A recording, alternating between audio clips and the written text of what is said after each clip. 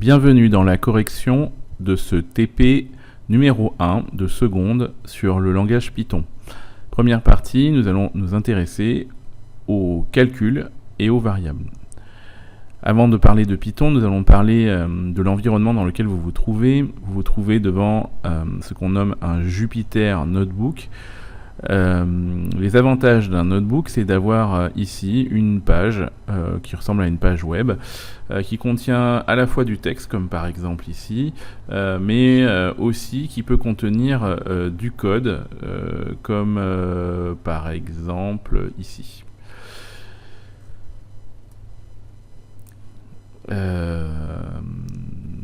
Donc ici, l'idée c'est d'avoir sur la même page du cours, des consignes et puis des zones où vous pouvez écrire de la programmation.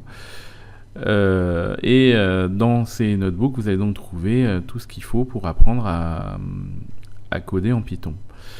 Maintenant, voyons comment vous allez pouvoir écrire du code, l'exécuter et puis le modifier. Alors, première chose à comprendre, c'est que les notebooks contiennent une barre située ici, contenant à gauche le logo. Alors c'est pas le logo Jupyter, mais c'est le logo capital finalement. Le titre du notebook que l'on trouve, alors attendez, on va l'afficher, que l'on trouve ici. Ensuite, vous allez avoir la barre de menu où vous avez marqué fichier, etc. La barre d'icônes ici permet d'accéder plus rapidement à des fonctions qui sont cachées ici. Donc je vais recacher ce qu'il y a là-haut, donc je masque l'entête. Donc ici, vous avez compris qu'un notebook contient une suite de cellules. Alors une cellule par exemple, c'est ce que je viens d'éclairer en bleu.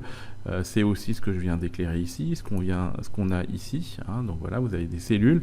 Certaines cellules sont des cellules de texte, comme celle qui est ici, et d'autres sont des cellules de code qui sont exécutables. Pour pouvoir exécuter ou évaluer une cellule de code, il faut la sélectionner. Donc ici, vous avez un trait bleu qui apparaît. Il suffit de cliquer sur exécuter ici. Donc par exemple, j'exécute la cellule de code 300 puissance 10 et ça me donne ce nom. Bien sûr, je peux modifier cette cellule de code. Au lieu de mettre puissance 10, par exemple, je pourrais mettre puissance 2 et si je fais exécuter, alors cette fois-ci au lieu d'exécuter avec le bouton situé au-dessus, je vais utiliser le raccourci clavier qui consiste à appuyer sur Maj et Entrée en même temps. Eh bien, je vais obtenir la réponse 90 000. Notez que lorsqu'on exécute une cellule de code, Jupyter va ajouter un nombre ici pour indiquer l'ordre dans lequel les cellules ont été évaluées. Donc là, on est à la troisième exécution de cette cellule. Et la cellule sortie vous permet de visualiser ce que Python a évalué dans votre cellule. Voilà. Passons ensuite au préalable numéro 2, la charte graphique qu'on va essayer d'employer dans ce Jupyter Notebook. Ici en bleu, ça sera une information sur Python, en vert un exercice, en rouge un avertissement important. Voilà. Donc le plus important ici, c'est bien sûr ce bouton que vous connaissez bien, qui est de sauvegarder à la fin son travail. Si jamais vous avez besoin d'ajouter une cellule, vous pouvez appuyer sur le B de votre clavier ou sur le bouton insérer. Par exemple ici, si je veux ajouter une cellule juste entre les deux cellules bleues, eh bien je fais ici, j'appuie sur plus tout simplement ici, et puis éventuellement je peux choisir son style, son type. Là c'est une cellule de code, c'est une cellule markdown, c'est-à-dire une cellule de texte améliorée, je peux l'écrire ici. Si je veux une cellule de texte brut, eh bien ici j'aurai une cellule de texte brut. Voilà. Si la cellule vous plaît plus, vous pouvez bien sûr la jeter, donc par exemple en la coupant. Passons au premier calcul.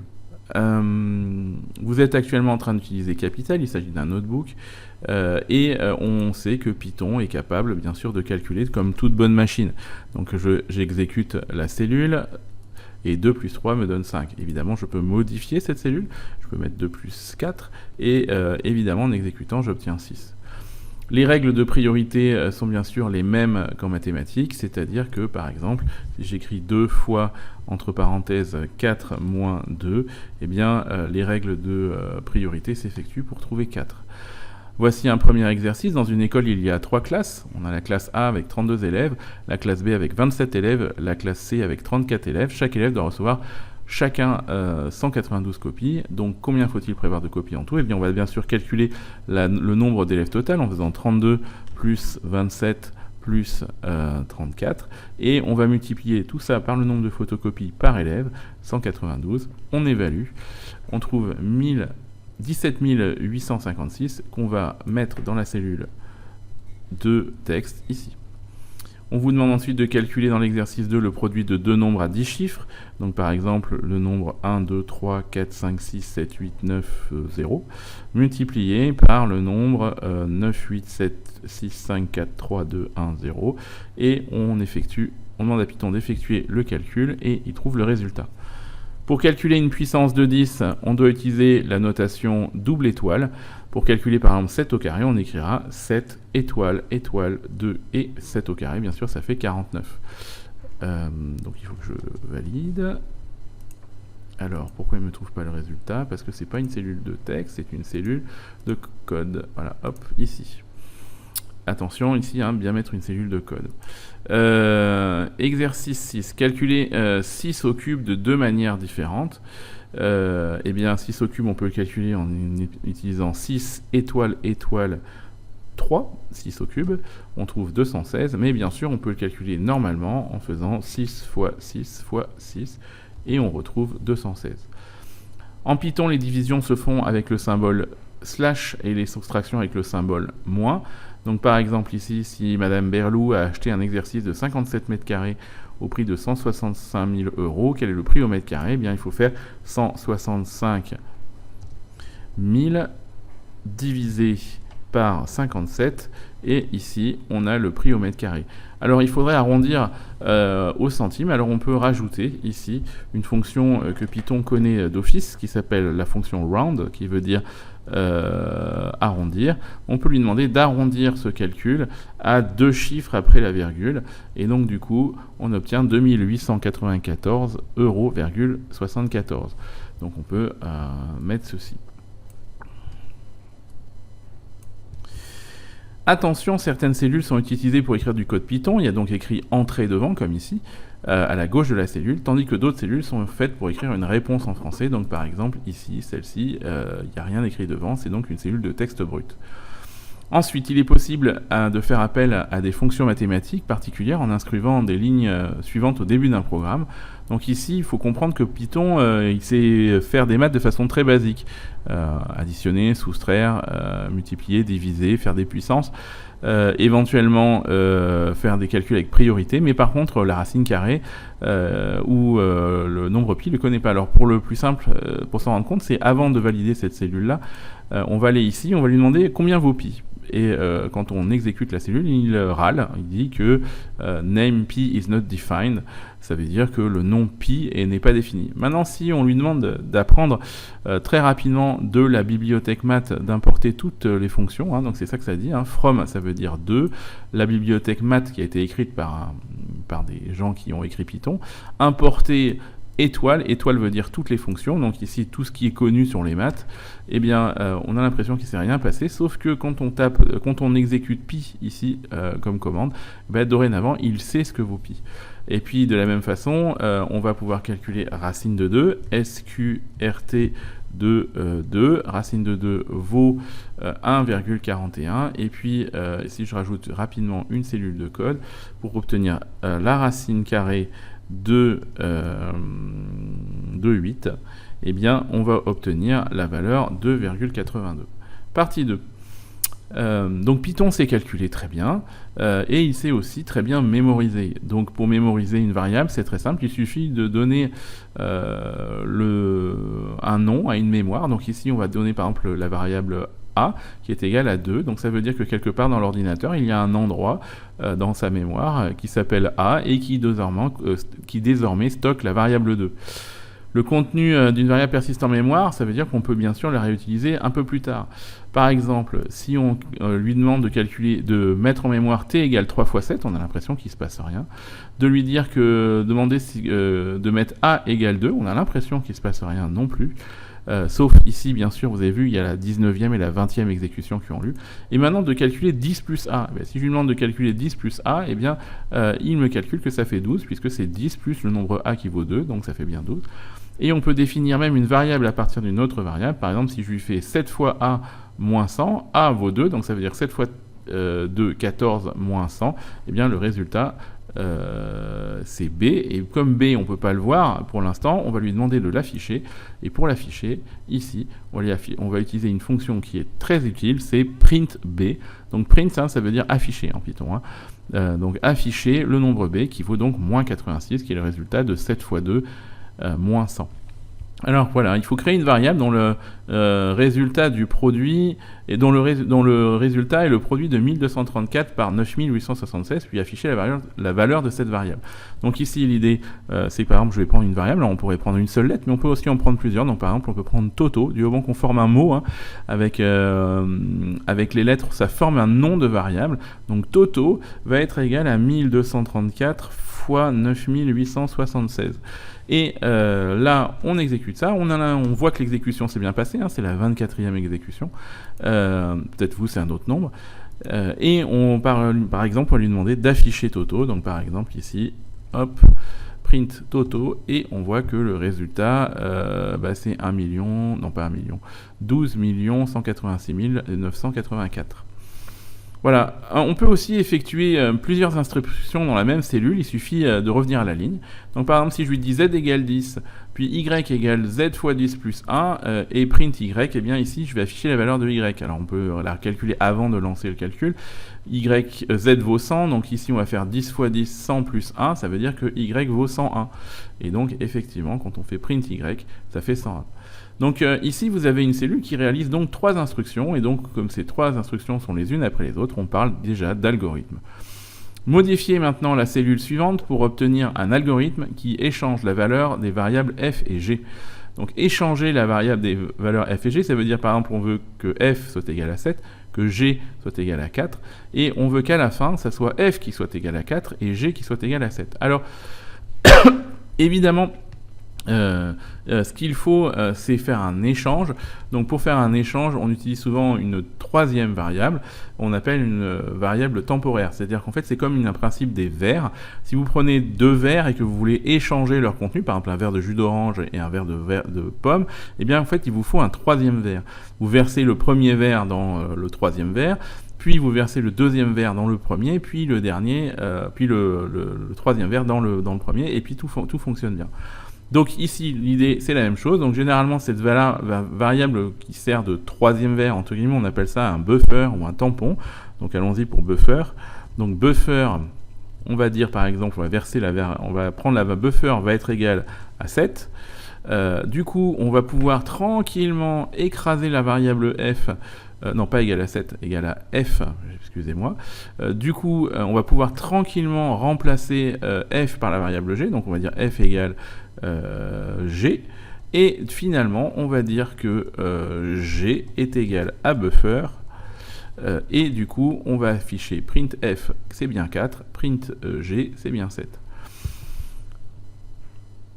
On peut définir la valeur d'une variable en utilisant la variable elle-même. Par exemple, si j égale 5 et que j est égal à j plus 1, eh bien, du coup, ici, on va pouvoir dire que j vaut 6.